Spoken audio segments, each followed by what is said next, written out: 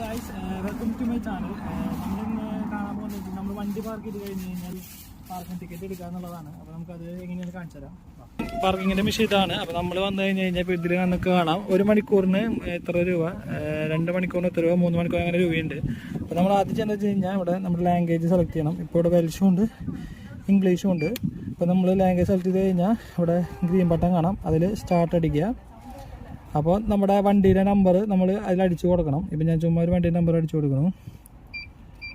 ഒരു വണ്ടിയുടെ നമ്പർ അടിച്ചു കൊടുക്കണം. നമ്മുടെ ശരിക്കുള്ള വണ്ടിയുടെ അല്ല, ചുമ്മാ അടിച്ചു കൊടുത്ത നമ്പർ. എന്തായാലും ഇവിടെ കാർഡ് പേയ്മെൻ്റ് ആണോ അങ്ങനത്തെ കാര്യങ്ങൾ ചെയ്തിട്ട് നമ്മൾ പ്രസ് ചെയ്യണം.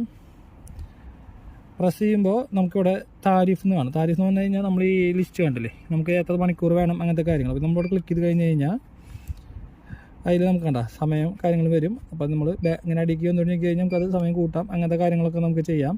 അത് നമ്മൾ കൺഫേം അടിച്ച് കഴിഞ്ഞ് കഴിഞ്ഞാൽ അതിൽ റെസിപ്റ്റ് വേണോ അങ്ങനത്തെ കാര്യങ്ങളാണ്. റെസിപ്റ്റ് വേണമെങ്കിൽ എസ് അടിക്കുക, അല്ലെങ്കിൽ നോ അടിക്കുക. അപ്പോൾ ഞാൻ നോ അടിച്ചു.